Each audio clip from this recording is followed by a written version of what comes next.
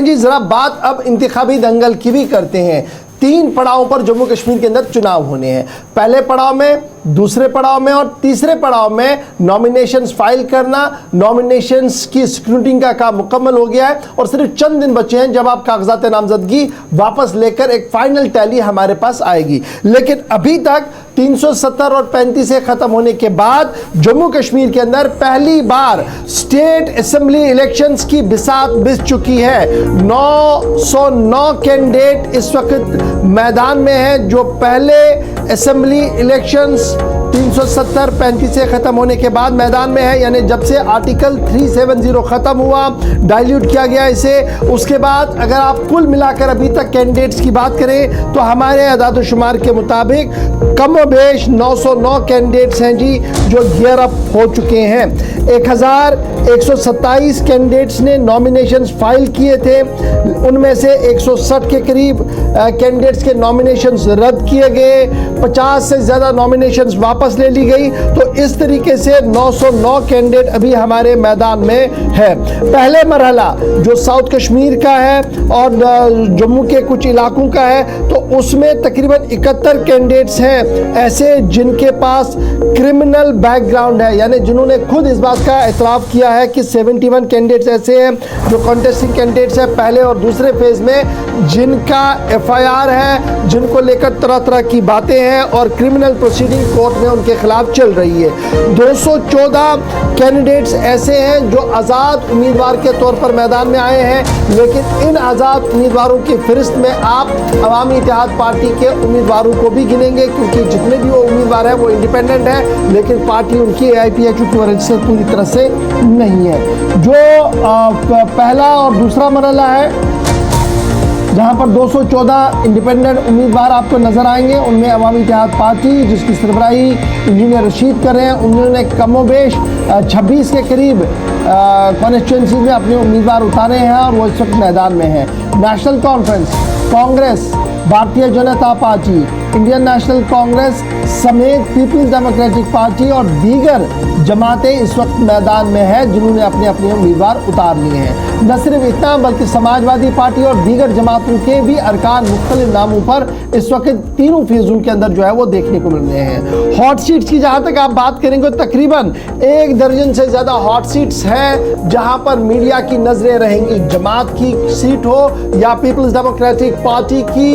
Youth icon التجا مفتی کی set ہو، غلام احمد میر ڈورو کی بات آپ کریں یا پھر ساؤتھ کشمیر سے نارتھ کشمیر میں انجینئر رشید والی سیٹ کی بات کریں، سجاد لون کی بات کریں یا دیگر سیٹوں کی بات کریں، انتہائی دلچسپ مقابلہ جو ہے وہ سج چکا ہے. اور آہستہ آہستہ کر کے ہم جہاں پہلے مرحلے کی ووٹنگ کی اور جا رہے ہیں وہیں پر لوگوں کا بھی ایک اچھا خاصا رجحان ہم ان پارٹیوں کی اور دیکھ رہے ہیں. روڈ شوز کے اندر دیکھ رہے ہیں، روڈ ریلیز کے اندر دیکھ رہے ہیں. یوتھ آئیکن لگاتار یہ کوشش کر رہے ہیں کہ وہ نوجوانوں تک جائیں. خواتین ووٹر جو میدان میں ہیں وہ اپنے طریقے سے مسائل کو اٹھانے کی کوشش کر رہے ہیں، لیکن کیا ریکارڈ توڑ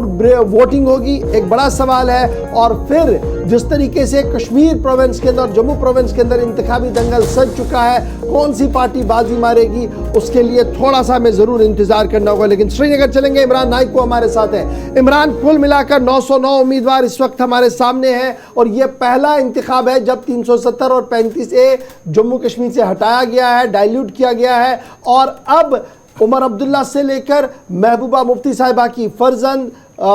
جو ان کی بیٹی ہے وہ میدان میں ہے. انجینئر خود پارلیمنٹ کے اندر ہے لیکن پارٹی میدان میں ہے. کانگریس کے قداور نیتا طارق کرا سے لے کر دیگر نیتا میدان کے اندر ہے. صورتحال اوورآل پورے کشمیر پروونس کی اگر ہم بتائیں آپ کس طریقے کی ہے، جموں کی کس طریقے کی ہے، اور یہ جو آزاد امیدوار 200 سے زیادہ بتائے جا رہے ہیں ان کا مستقبل کہاں پر ابھی تک سیاسی پنڈت دیکھ رہے ہیں؟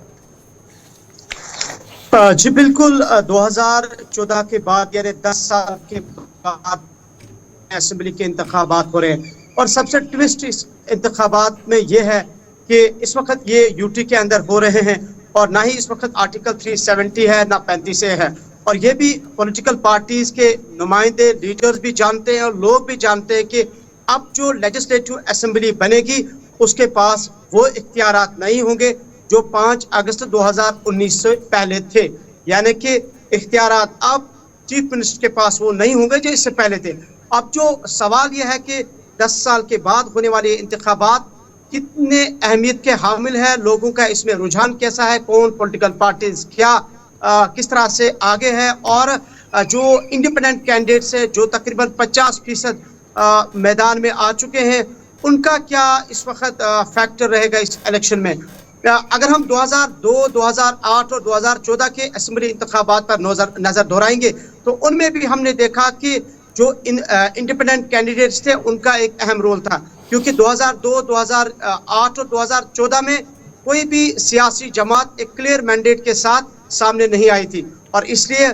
तो तीनों पीरियड्स की अगर हम बात करें तो एक कोalition गवर्नमेंट हमें देखने को मिली थी। लेकिन अब जो 2024 के इंतखाबात हो रहे हैं, यहाँ कहानी बिल्कुल मुख्तलिफ है, क्योंकि जो मैंने कहा कि 2019 के बाद जो सारा मामला बदल चुका है सियासी एतबार से जब हम इसको देखते हैं, लेकिन अब लोगों का रुझान हम देख रहे हैं कि लोग बढ़ चढ़ कर हिस्सा ले रहे हैं, और आज़ाद उम्मीदवार मैदान में इंजीनियर रशीद का फैक्टर अहम है। तकरीबन 224 से ज्यादा इंडिपेंडेंट कैंडिडेट्स जो है वो मैदान में आ चुके हैं, और आवाम के अंदर भी एक जो जिस तरह से हम देख रहे हैं कि जो भी आज़ाद उम्मीदवार मैदान में आए हैं उनकी रैलीज में लोगों की एक बड़ी तादाद हमें देखने को मिल रही है। तो मैं समझता हूँ उसकी वजह यही है कि लोगों के अंदर ट्रेडिशनल पॉलिटिकल पार्टीज के खिलाफ एक गुस्सा है, गुस्सा वो अपना जाहिर कर रहे हैं कि 2019 के बाद वो किस तरीके से यहाँ की सियासी जमातें और उनके लीडरान खामोश रहे। तो इस तनाजुर में हम देख रहे हैं कि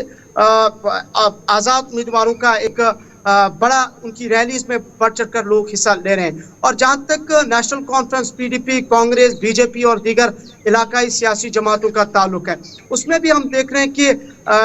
एलिगेशन काउंटर एलिगेशंस का सिलसिला जारी है। कहीं ए टीम, बी टीम, सी टीम, तो कहीं बीजेपी प्रॉक्सी के इस वक्त कैंपेनिंग के अंदर नारा हम देख रहे हैं। जहां इंजीनियर रशीद को नेशनल कॉन्फ्रेंस पीडीपी की तरफ से बीजेपी की प्रॉक्सी करार दिया जा रहा है, वहीं आज़ाद उम्मीदवार और बीजेपी अवामी इत्तेहाद पार्टी या इंजीनियर रशीद का ये मानना है कि ये वो सियासी जमातें हैं जिन्होंने बीजेपी के साथ इत्तेहाद किया। उमर अब्दुल्ला पर इल्ज़ाम है कि जब 2000 में नेशनल कॉन्फ्रेंस ने लेजिस्लेटिव असेंबली में रेजोल्यूशन 1953 के कॉन्स्टिट्यूशनल पोजीशन को रेस्टोर करने की बात की और एक रेजोल्यूशन पास की, लेकिन उस वक्त उमर अब्दुल्ला बीजेपी सरकार में एक्सटर्नल अफेयर्स मिनिस्टर थे, लेकिन वो उस वक्त इस्तीफा नहीं दे पाए। इंदिरा अब्दुल्ला अकॉर्ड की बात हो रही है, राजू अब्दुल्ला अकॉर्ड की बात हो रही है, महबूबा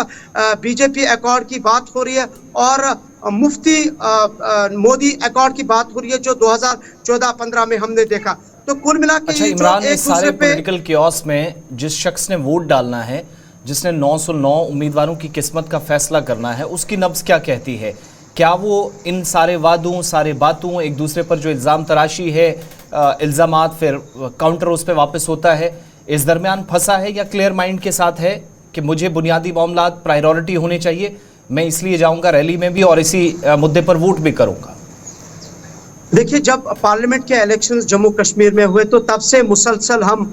लोगों के साथ है, क्योंकि मुख्तलिफ इलाकों में हम रिपोर्टिंग कर रहे हैं, और तब से लेके आज तक हम मुसलसल आम लोगों से राय ले रहे हैं कि आखिर वो इस इंतखाबात पे क्यों हिस्सा ले रहे हैं, उनका वोट डालने का मकसद क्या है। मेजॉरिटी ऑफ द पीपल यही समझते हैं कि जम्मू कश्मीर में 2018 के बाद एक अवामी हुकूमत नहीं है। कोई भी हुकूमत आए, चाहे बीजेपी यहाँ आए, पीडीपी यहाँ आए, नेशनल कॉन्फ्रेंस आए,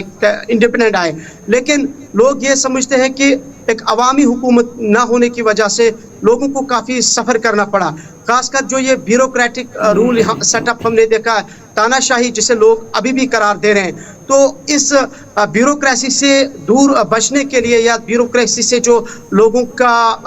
यहाँ पे लोगों को जो मसाइल का सामना करना पड़ा, मुश्किलात का सामना आवाम ने मन बना लिया है कि भाई साहब आप पार्टी को रिप्रेजेंट कर रहे हैं या आप इंडिपेंडेंट हैं, हमने जो फैसला है वो हम सुनाएंगे, लेकिन बात सबकी सुनेंगे। ये खूबसूरती है, यही वजह है कि बड़े बड़े इज्तिमात हो रहे हैं लाल चौक के अंदर भी और लाल चौक के बाहर भी, उन इलाकों के अंदर भी जहां पर कल तक बाइकआउट का एक खौफनाक असर देखने को मिल रहा था। बहुत बहुत शुक्रिया इमरान नायक हमारे साथ ज्वाइन करने के लिए। बता रहे थे इमरान नायक